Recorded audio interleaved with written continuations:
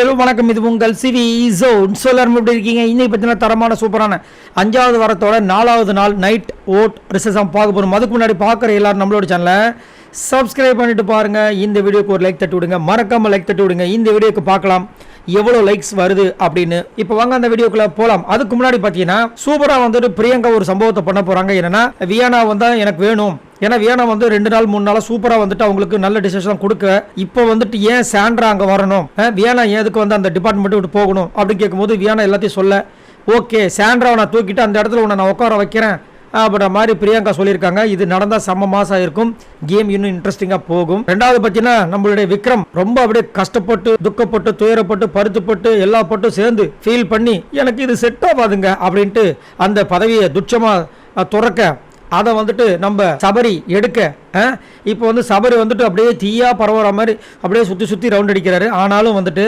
அன்புக்கு அந்த சொம்பு தூக்குற வேலையை மட்டும் பண்ணிகிட்டே இருக்காரு. அதுலேயும் குறிப்பாக எஃப்ஜேக்கு என்னதான் தப்பு பண்ணாலும் தட்டி தட்டி கொடுக்குறாரு.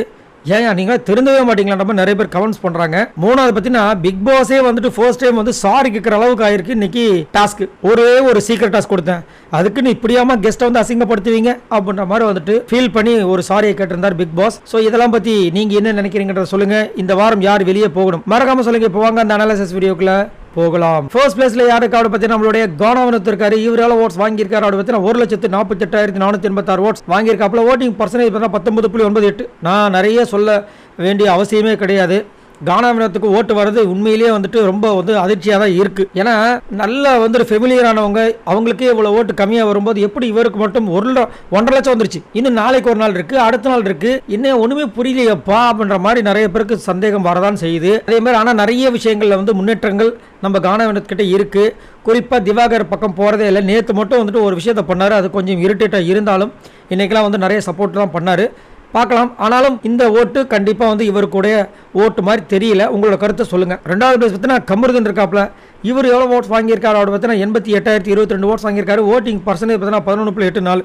கமருதனுக்கு நம்ம சொல்கிற ஒரே ஒரு விஷயம், இதே மாதிரி ஃபாலோ பண்ணுங்கள், கண்டிப்பாக டாப் 5ல இருப்பீங்க. ஏன்னா இந்த மாதிரி இருக்கிற ஒரு காரணத்தினால இதுக்கு முன்னாடி பண்ண விஷயங்கள் எல்லாத்தையுமே நம்ம எல்லாருமே மறந்துட்டோம், ரிவ்யூவர்ஸ் உட்பட. ஏன்னா இப்போ பண்ணுற விஷயங்கள் அந்த மாதிரி இருக்குது. ஸோ அதனால் வந்துட்டு இதே ஃபாலோ பண்ணார்னா இன்னும் நல்லாயிருக்கும். இன்னும் கண்டிப்பாக வந்துட்டு அடுத்தடுத்த நாட்கள் சூப்பராக போகிறது வாய்ப்பு இருக்குது. இன்னும் ஓட்டு அதிகமாக இன்க்ரீஸ் ஆகும். ஏன்னா முன்னாடி வந்து இவர் மேலே நிறைய பேர் கோவப்பட்டு இவருக்கு ஓட்டு போகிறதெல்லாம் தவிர்த்துட்டாங்க. சப்போஸ் இவர் நல்லவராக இன்னுமே அப்படியே போயிட்டு இன்னும் நிறைய நியாயங்களெல்லாம் தட்டி கேட்டு சூப்பராக பண்ணார்னா ஓட்டு இன்க்ரீஸ் ஆகும். கண்டிப்பாக இவரும் நல்ல ஒரு நிலைமைக்கு வரதுக்கு வாய்ப்புகள் இருக்குது. மூணாவது பிளேஸ் பார்த்தீங்கன்னா வியானா இருக்காங்க. இவங்க எவ்வளோ ஓட்ஸ் வாங்கியிருக்காங்க அப்படி பார்த்தீங்கன்னா 76,920 ஓட்ஸ் வாங்கியிருக்காங்க. ஓட்டிங் பர்சன்டேஜ் பார்த்தீங்கன்னா 10.35. இத்தனை நாளாக பார்த்தீங்கன்னா ஹாசினி மாதிரி கக்கா குக்கு கிக்கின்னு சிரித்த ஒரு பொண்ணை வந்து அழ வச்சிட்டாங்க. யாருன்னா சபரி. ஏன் அப்படின்னா சாண்ட்ரா வந்துட்டு சந்தோஷமாக இருக்கிற ஒரு காரணத்தினால திவாகரை இன்றைக்கி வந்துட்டு கஷ்டப்படுத்திட்டாரு, இந்த வியானாவையும் கஷ்டப்படுத்திட்டார். ஏன்னா இவங்க 3 பேரும், அதாவது வியானா, கானா வினோத், திவாகர், இவங்க 3 பேருமே சொல்கிறாங்க அவங்க பண்ணதான் தப்புன்னு. ஆனால் அவங்க இந்த டீமில் இருக்குன்னு சொல்லிட்டு இவங்க 3 பேர் மாற்றுறதுக்கு ட்ரை பண்ணுறாரு.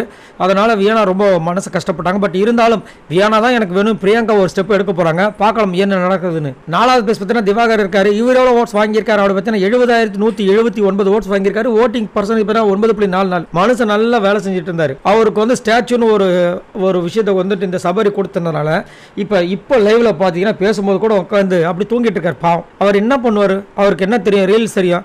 அவர் வேலை வாங்கினாங்க, அழகாக வேலை செஞ்சுட்டு இருந்தார், சூப்பராக வந்து பண்ணிட்டு இருந்தார். அவர் தூக்கி இங்கே வந்துட்டு கோல்டன் ஸ்டாச்சுன்னு சொல்லிட்டு நல்லா பிடிச்சி போட்டாங்க. இத்தனைக்கு எனக்கு என்ன ஒரு வருத்தம்னா, வாலண்டியர்ஸாக நிறைய பேர் கையை தூக்கும்போது வேணுட்டுமே இவரை போட்டது தான் தப்புன்றான். இது வந்துட்டு சபரி வந்துட்டு கண்டிப்பாக பார்ஷியாலிட்டி பண்ண ஒரு காரணத்தால் தான். இதை ஏன் தலை வந்து கேட்கவே இல்லை. தலை வந்து ஆல்ரெடி சொல்லியிருந்தாங்க இங்கே வந்து நிறைய விஷயம் நடக்குது, இது நடக்குது அது நடக்குதுன்னு, இதெல்லாம் கேட்டிருக்கணும். பட் கேட்கல. அதனால தான் திவ்யா மேலே இருக்கிற மரியாதையை கொஞ்சம் கொஞ்சமாக கம்மியாகிடுச்சு. 5வது பிளேஸ் பார்த்தீங்கன்னா பார்வதி இருக்காங்க. இவங்க எவ்வளோ ஓட்ஸ் வாங்கியிருக்காங்க அப்படி பார்த்தீங்கன்னா 69,310 ஓட்ஸ் வாங்கியிருக்காங்க. ஓட்டிங் பர்சன்டேஜ் பார்த்தீங்கன்னா 9.33. பார்வதி போதுமா, இது போதுமா, இதை நீ அப்படியே மெயின்டைன் பண்ணிட்டு போமா, உனக்கு கண்டிப்பாக வந்துட்டு பிக் பாஸ் சீசன் 9ல் ஒரு சூப்பரான ஒரு இடம் இருக்குமா அப்படின்ற மாதிரி நிறைய பேர் வந்து கருத்து தெரிவிக்கிறாங்க. காரணம் நல்லா பண்ணுறாங்க, வேறு ஒன்றும் சொல்கிறதுக்கு இல்லை. ஆனாலும் பார்த்தீங்கன்னா இவங்களை வந்துட்டு எப்படியாவது அடக்கிடணும் ஒடுக்கிடணும்னு நினச்சிட்டு பிரஜன், சாண்ட்ரா, திவ்யா அப்படியே அந்த அன்பு கேங்கோடு சேர்ந்து என்னென்ன சதிகள் பண்ணாலும் அவங்க வந்து அசர்ற மாதிரி இல்லை. இதுலேயும் குறிப்பாக இவங்க வந்து திவாகர் அனுப்பலை, சபரி தான் அதை பண்ணார். ஆனால் வந்து பிரவீன் வந்து இவங்க கிட்ட வந்து சொல்கிறார், நீ இந்த மாதிரி பண்ணியிருக்க கூடாதான், நீ பார்த்த போய் அந்த பக்கம் 6வது பிளேஸ் பார்த்தீங்கன்னா விக்ரம் இருக்காப்புல. இவர் எவ்வளோ ஓட்ஸ் வாங்கியிருக்காரு அப்படி பார்த்தீங்கன்னா 65,329 ஓட்ஸ் வாங்கியிருக்காரு. ஓட்டிங் பர்சன்டேஜ் பார்த்தீங்கன்னா 8.79. இப்போ வரைக்கும் பார்க்குறேன் லைவ்ல தூங்கிட்டு இருக்காரு. ஏன்பா அப்படின்னா என்ன அளவு வச்சுட்டாங்க அப்படின்றாரு. ஏன்பா அழுதிங்கன்னா அப்புறம் ரொம்ப கஷ்டப்பட்டு நானே எதிர்பார்க்காத அளவுக்கு எனக்கு ஒரு மேனேஜர் போஸ்ட் கிடச்சிது. அதை வந்துட்டு கஷ்டப்பட்டு எப்படியாவது தக்க வச்சுக்கலாம் முடிவு பண்ணியிருந்தா அதை வந்து இந்த மாதிரி ஒரு வேலையை காமிச்சு சாண்ட்ரா இப்படி பண்ணதுனால இப்போ சாண்ட்ரா நான் சொல்கிறத கேட்க மாட்டாங்க. திவாகர் அனுப்பவும் முடியல. நான் என்ன பண்ணுறது, மனசாட்சி குத்துது. அதனால தான் என்னோடய பதவியை துச்சமாக நினச்சி தூக்கி விசிறி எரிஞ்சிட்டு அப்படின்ற கொஞ்ச நேரத்தில் பார்த்தீங்கன்னா ப்ரொமோலே வந்துட்டார். லைஃப்பில் அவருக்கு இருக்கிற பெரிய அச்சீவ்மெண்ட் அவர் ப்ரொமோவில் வந்தது தான். ஸோ இப்போ வந்துட்டு ரெஸ்ட் எடுக்கிறாரு. அவ்வளோதான், என்னால் கண்டென்ட் கொடுத்ததெல்லாம் முடிஞ்சு போச்சு, நான் ரெஸ்ட் எடுக்கிறேன்ட்டு போய் படுத்துட்டாப்புல. 7வது பிளேஸ் பார்த்தீங்கன்னா சபரி இருக்கார். இவர் எவ்வளோ ஓட்ஸ் வாங்கியிருக்காரு அப்படி பார்த்தீங்கன்னா 58,988 ஓட்ஸ் வாங்கியிருக்காரு. ஓட்டிங் பர்சன்டேஜ் பார்த்தீங்கன்னா 7.94. கண்டிப்பாக நான் வந்துட்டு சபரி மேனேஜர் வந்தால் நல்லாயிருக்குன்னு நினச்சேன். அதுதான் விஜய் பார்வதி நினச்சாங்க. பட் அது வந்து வேஸ்ட்டுங்க, நினச்சது தப்பு. எவ்வளோ வருத்தமாக இருக்குது தெரியுங்களா. வந்தவொடனே ஸ்ட்ரிக்டாக வந்து ஏதாவது ஒரு ரூல்ஸ் எடுப்பார், ஆக்ஷன் எடுப்பார். ஏன்னா பிக் பாஸ்லாம் வந்து டென்ஷன் சொல்லிட்டாரு அப்படின்னு பார்த்தா வந்தவொடனே எல்லாருக்கிட்டையும் கேட்குறேன், நீங்கள் உங்களுக்கு விருப்பம் இருக்கா? அதுலேயும் குறிப்பாக அன்பு கேங்க்கு ஒரு மாதிரி, இப்பயும் மற்ற கேங் கிட்ட வேறு மாதிரி. எஃப்ஜே அந்த இடத்த விட்டு ஓடுறாப்புல, அவரை கூப்பிட்டு நிற்க வைக்காம அதை இங்கேருந்தே எஃப்ஜே போகக்கூடாது அப்படின்னு சொல்லாமல் போகிறார், ஓடி பின்னாடியே போகிறார். எஃப்ஜே ப்ளீஸ் எஃப்ஜே வந்து உட்காந்துருப்பா, செல்ல கொட்டியில் லாலிபாப் வாங்கி தரேன் அப்படின்றாரு. இதே மற்றவங்க போனால் இது ரொம்ப தப்புங்க, இதெல்லாம் பண்ணக்கூடாதுங்க அப்படின்றாரு. என்னையா நடக்குது? இல்லை என்ன தான் நடக்குது எனக்கு ஒன்றுமே புரியல. சபரியை வந்துட்டு எல்லா இடத்துலையும் நியாயம் கேட்க சொல்லி தான் இன்றைக்கி வந்து விஜய் சேதுபதி சொன்னார். இன்னுமே தெரிந்தாமல் தான் என்ன பண்ணுறது. 8வது பிளேஸ் பார்த்தீங்கன்னா கெமி இருக்காங்க. இவங்க எவ்வளோ ஓட்ஸ் வாங்கியிருக்காங்க அப்படி பார்த்தீங்கன்னா 36,993 ஓட்ஸ் வாங்கியிருக்காங்க. ஓட்டிங் பர்சன்டேஜ் பார்த்தீங்கன்னா 4.98. கெமி இன்றைக்கி தான் வாய தந்தாங்க ரொம்ப நாள் கழிச்சு. என்ன ஏதோ பேச போகிறாங்க பார்த்தா நீ போய் சொல்லிட்ட அப்படின்றாங்க. யாருக்கிட்ட அப்படின்னு பார்த்தா விஜய் பார்வதி கிட்ட நேற்று சாண்ட்ராவும் சொல்லியிருக்காங்க, அப்படியே என்னோடய ட்ரெஸ்ஸெல்லாம் வந்து அப்படியே சுருட்டிட்டு போயெல்லாம் பார்த்துருக்கீங்களா அப்படின்னு. அதுக்கு அவங்க சொல்லியிருக்காங்க, ஆமாம் அந்த மாதிரி லவ்ட்டிட்டு போக பார்க்கலாம் எங்களுக்கு இல்லைங்கன்னு ஏதோ சொல்லியிருக்காங்க. இந்த லவ்ட்டி இது வந்து கெட்ட வார்த்தை அப்படின்னு சாண்ட்ரா ஒரு பக்கம். இவங்க வந்து இந்த வார்த்தை நீங்கள் எங்களுக்கு சொல்லவே இல்லையே, முதல்ல அவங்க தானே பேசுனாங்க சொன்னீங்க அப்படின்றாங்க. இப்போயே அதை தானே அவங்களும் சொல்கிறாங்கன்னா, இல்லையே நீங்கள் அதை சொல்லவே இல்லையேன்றாங்க. ஆனால் உங்ககிட்ட புரிய வைக்கிறதுக்கு எங்களுக்கு பைத்தியம் பிடிச்சிருமா, தயவு செஞ்சு விட்டுருமான்ற மாதிரி இருக்குது. 9வது பிளேஸ் பார்த்தீங்கன்னா எஃப்ஜே இருக்கார். இவர் எவ்வளோ ஓட்ஸ் வாங்கியிருக்காரு அப்படி பார்த்தீங்கன்னா 32,931 ஓட்ஸ் வாங்கியிருக்காரு. ஓட்டிங் பர்சன்டேஜ் பார்த்தீங்கன்னா 4.43. இவருக்கு இதே பொழப்பாக போச்சு, கீழே போகிறது மேலே வர்றது, மேலே வர்றது கீழே போகிறது. ஏன்ப்பா ஒரு இடத்துல ஒழுங்காக உன்னால் இருக்க முடியாதாப்பா அப்படின்னமா இருந்துச்சு. ஆனால் இதுலேருந்து இருக்கிற எல்லாருமே வந்து டேஞ்சர் ஜோன் தான். அதிலும் குறிப்பாக எஃப்ஜேக்கு வந்துட்டு அதாவது தென்னாவட்டு கொக்காமக்கா அவ்வளோ தென்னாவட்டு இருக்குது, நக்கல் இருக்குது, நையாண்டி இருக்குது, ரவுடித்தனம் இருக்குது, தான் ஒரு ஆவன் அப்படின்ற ஒரு அகம்பாவம் இருக்குது. அதே மாதிரி திமுறா பண்ணுற விஷயங்கள் எக்கச்சக்கமாக இருக்குது. அடுத்தவங்களுக்கு கேலி பண்ணுற விஷயங்கள் எக்கச்சக்கமாக இருக்குது. இன்றைக்கி வியானா அழுததை வந்து கேலி பண்ணுறாரு, தலையாக உட்காந்துருக்காங்க. திவ்யா கம்முன்னு உட்காந்துட்ருக்காங்க. எங்கம்மா போச்சு உங்களோட டிக்னிட்டி டிக்கோரம் அப்படின்னா அவங்க என்ன நம்ம சொல்கிறாங்க, என்னையவே வந்துட்டு கலாய்ச்சி தள்ளி உட்கார வச்சிட்டாரு தீபக், நானே வருத்தத்தில் இருக்க, நீங்கள் வேறு கவனம் போங்கன்றாங்க. ரைட்டு தான். 10வது பிளேஸ் பார்த்தீங்கன்னா பிரவீன் இருக்கார். இவர் எவ்வளோ ஓட்ஸ் வாங்கியிருக்காரு அப்படி பார்த்தீங்கன்னா 32,832 ஓட்ஸ் வாங்கியிருக்காரு. ஓட்டிங் பர்சன்டேஜ் பார்த்தீங்கன்னா 4.42. பிரவீன்லாம் பார்த்தீங்கன்னா இந்த ஒரு குத்து அங்கே ஒரு குத்து டபுள் கேம் ஆடுறாரு.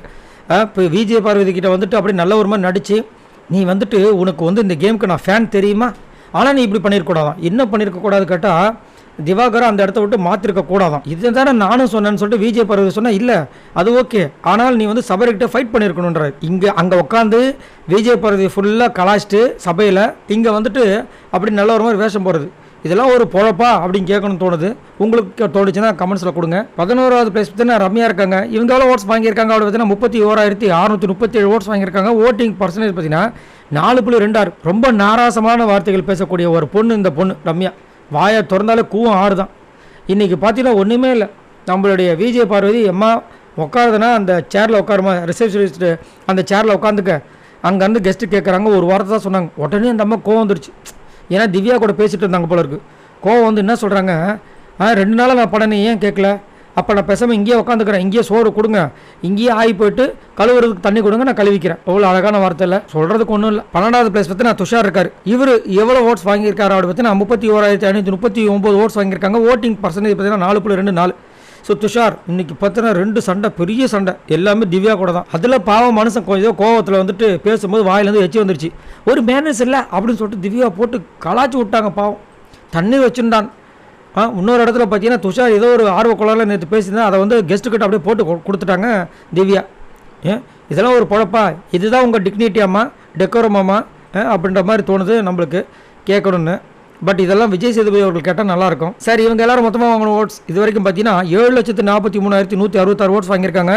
ஸோ கண்டிப்பாக இந்த வாரம் பார்த்தீங்கன்னா துஷார், ரம்யா, பிரவீன், எஃப்ஜே இவங்க 4 பேரில் தான் ஒருத்தவங்க கண்டிப்பாக போக போகிறாங்க. நீங்கள் உங்களோட கருத்து சொல்லுங்கள், இந்த 4 பேரில் யார் வெளியே போகணும்? மறக்காம கீழே கமெண்ட்ஸ் பண்ணுங்கள். பாய் நண்பர்களா.